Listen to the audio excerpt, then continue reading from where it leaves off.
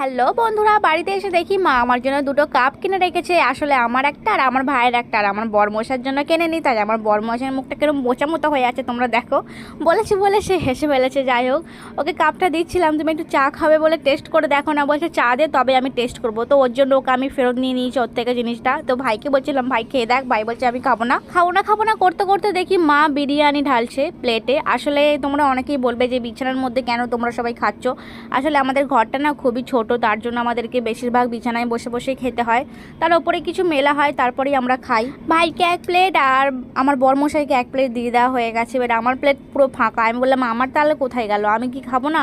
তখন দেখছি ভাই আমাকে দিল। যাই হোক, ভাই কিন্তু আমার খুবই ভালো, ভাইকে যাই বলি তাই আমাকে দেয়। আর আমার বরমশাই হলো কিপ্টের মরাই, তাকে যত দেবে ততই খাবে, কিন্তু তবু মনে হবে না যে বউটাকে একটু দিই। চলো বন্ধুরা, আমরা বিরিয়ানি খেয়ে নিই। আর তোমরা চটপট করে যারা নতুন তারা সাবস্ক্রাইব করে দিও, আর যারা পুরনো একটা লাইক করে দিও। Bye bye.